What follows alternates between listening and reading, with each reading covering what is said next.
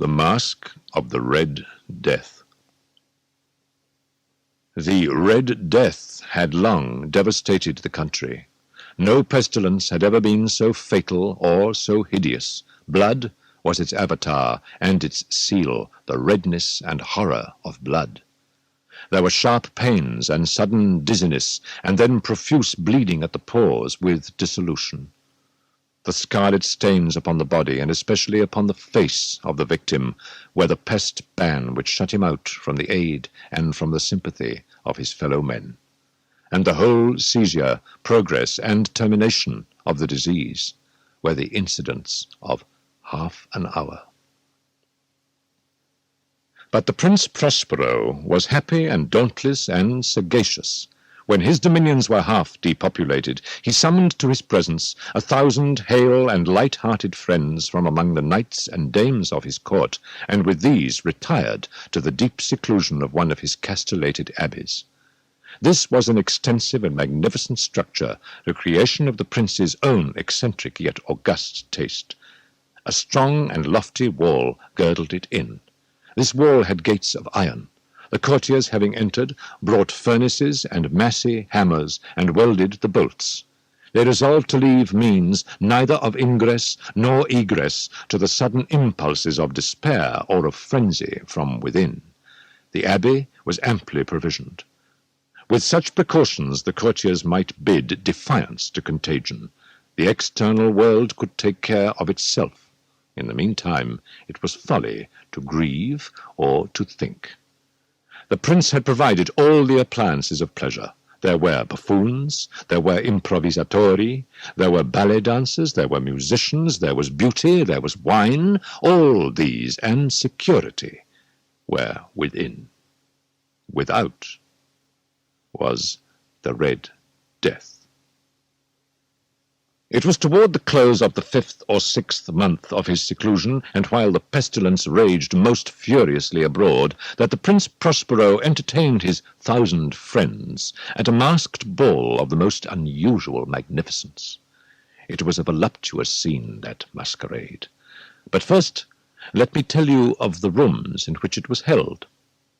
These were 7, an imperial suite. In many palaces, however, such suites form a long and straight vista, while the folding doors slide back nearly to the walls on either side, so that the view of the whole extent is scarcely impeded. Here the case was very different, as might have been expected from the Duke's love of the bizarre.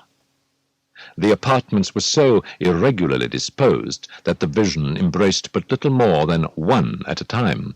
There was a sharp turn at every 20 or 30 yards, and at each turn a novel effect. To the right and left, in the middle of each wall, a tall and narrow Gothic window looked out upon a closed corridor which pursued the windings of the suite. These windows were of stained glass, whose color varied in accordance with the prevailing hue of the decorations of the chamber into which it opened. That at the eastern extremity was hung, for example, in blue, and vividly blue were its windows. The second chamber was purple in its ornaments and tapestries, and here the panes were purple. The third was green throughout, and so were the casements. The fourth was furnished and lighted with orange, the fifth with white, the sixth with violet. The 7th apartment was closely shrouded in black velvet tapestries that hung all over the ceiling and down the walls, falling in heavy folds upon a carpet of the same material and hue. But in this chamber only the color of the windows failed to correspond with the decorations. The panes here were scarlet, a deep blood color. Now in no one of the 7 apartments was there any lamp or candelabrum, amid the profusion of golden ornaments that lay scattered to and fro, or depended from the roof. There was no light of any kind emanating from lamp or candle within the suite of chambers. But in the corridors that followed the suite there stood opposite to each window a heavy tripod, bearing a brazier of fire, that projected its rays through the tinted glass, and so glaringly illumined the room. And thus were produced a multitude of gaudy and fantastic appearances. But in the western or black chamber, the effect of the firelight that streamed upon the dark hangings through the blood-tinted panes was ghastly in the extreme, and produced so wild a look upon the countenances of those who entered, that there were few of the company bold enough to set foot within its precincts at all. It was in this apartment also that there stood against the western wall a gigantic clock of ebony. Its pendulum swung to and fro with a dull, heavy, monotonous clang, and when the minute hand made the circuit of the face, and the hour was to be stricken, there came from the brazen lungs of the clock a sound which was clear and loud and deep and exceedingly musical, but of so peculiar a note and emphasis that at each lapse of an hour the musicians of the orchestra were constrained to pause momentarily in their performance, to hearken to the sound, and thus the waltzers perforce ceased their evolutions, and there was a brief disconcert of the whole gay company. And while the chimes of the clock yet rang, it was observed that the giddiest grew pale, and the more aged and sedate passed their hands over their brows as if in confused reverie or meditation. But when the echoes had fully ceased, a light laughter at once pervaded the assembly. The musicians looked at each other and smiled as if at their own nervousness and folly, and made whispering vows each to the other that the next chiming of the clock should produce in them no similar emotion. And then, after the lapse of 60 minutes, which embrace 3,600 seconds of the time that flies, there came yet another chiming of the clock, and then were the same disconcert and tremulousness and meditation as before. But in spite of these things, it was a gay and magnificent revel. The tastes of the Duke were peculiar. He had a fine eye for colours and effects. He disregarded the decora of mere fashion. His plans were bold and fiery, and his conceptions glowed with barbaric lustre. There are some who would have thought him mad. His followers felt that he was not. It was necessary to hear and see and touch him to be sure that he was not. He had directed in great part the movable embellishments of the 7 chambers upon occasion of this great fete, and it was his own guiding taste which had given character to the masqueraders. Be sure they were grotesque. There were much glare and glitter and piquancy and phantasm. There were arabesque figures with unsuited limbs and appointments. There were much of the beautiful, much of the wanton, much of the bizarre, something of the terrible, and not a little of that which might have excited disgust. To and fro in the 7 chambers there stalked, in fact, a multitude of dreams. And these, the dreams, writhed in and about, taking hue from the rooms, and causing the wild music of the orchestra to seem as the echo of their steps. And anon there strikes the ebony clock which stands in the hall of the velvet, and then, for a moment, all is still and all is silent, save the voice of the clock. The dreams are stiff frozen as they stand. But the echoes of the chime die away, they have endured but an instant, and a light, half-subdued laughter floats after them as they depart. And now again the music swells, and the dreams live and writhe to and fro more merrily than ever, taking hue from the many tainted windows through which stream the rays from the tripods. But to the chamber which lies most westwardly of the 7 there are now none of the maskers who venture, for the night is waning away, and there flows a ruddier light through the blood-coloured panes, and the blackness of the sable drapery appalls. and to him whose foot falls upon the sable carpet there comes from the near clock of ebony a muffled peal, more solemnly emphatic than any which reaches their ears, who indulged in the more remote gaieties of the other compartments. But these other apartments were densely crowded, and in them beat feverishly the heart of life. And the revel went whirlingly on, until at length there commenced the sounding of midnight upon the clock, and then the music ceased, as I have told, and the evolutions of the waltzers were quieted, and there was an uneasy cessation of all things, as before. But now there were 12 strokes to be sounded by the bell of the clock, and thus it happened, perhaps, that more of thought crept with more of time into the meditations of the thoughtful among those who revelled.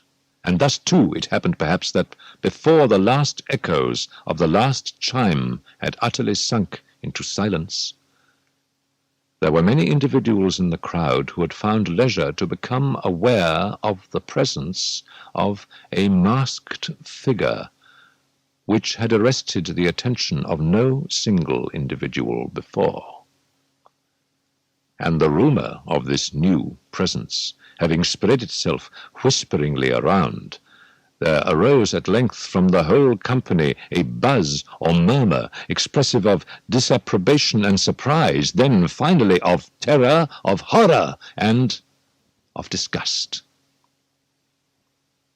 In an assembly of phantasms such as I have painted, it may well be supposed that no ordinary appearance could have excited such sensation.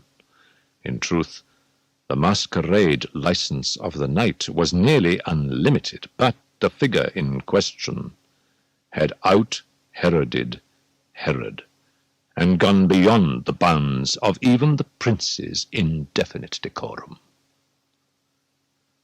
There are chords in the hearts of the most reckless which cannot be touched without emotion, even with the utterly lost, to whom life and death are equally jests. There are matters of which no jest can be made. The whole company, indeed, seemed now deeply to feel that in the costume and bearing of the stranger neither wit nor propriety existed. The figure was tall and gaunt, and shrouded from head to foot in the habiliments of the grave. The mask which concealed the visage was made so nearly to resemble the countenance of a stiffened corpse that the closest scrutiny must have had difficulty in detecting the cheat. And yet all this might have been endured, if not approved, by the mad revellers around, but the mummer had gone so far as to assume the type of the Red Death. His vesture was dabbled in blood, and his broad brow, with all the features of the face, was sprinkled with the scarlet horror. When the eyes of Prince Prospero fell upon this spectral image, which with a slow and solemn movement, as if more fully to sustain its role, stalked to and fro among the waltzers, he was seen to be convulsed in the first moment with a strong shudder, either of terror or distaste, but in the next his brow reddened with rage. "Who dares," he demanded hoarsely of the courtiers who stood near him, "who dares insult us with this blasphemous mockery? Seize him and unmask him, that we may know whom we have to hang at sunrise from the battlements." It was in the eastern or blue chamber in which stood the Prince Prospero as he uttered these words. They rang throughout the 7 rooms loudly and clearly, for the prince was a bold and robust man, and the music had become hushed at the waving of his hand. It was in the blue room where stood the prince, with a group of pale courtiers by his side. At first, as he spoke, there was a slight rushing movement of this group in the direction of the intruder, who at the moment was also near at hand, and now, with deliberate and stately step, made closer approach. to the speaker.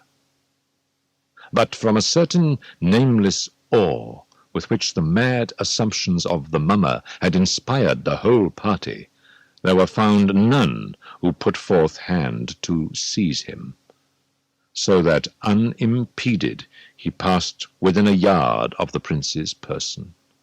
And while the vast assembly, as if with one impulse, shrank from the centres of the room to the walls, he made his way uninterruptedly, but with the same solemn and measured step which had distinguished him from the first, through the blue chamber to the purple, through the purple to the green, through the green to the orange, through this again to the white, and even thence to the violet, ere a decided movement had been made to arrest him.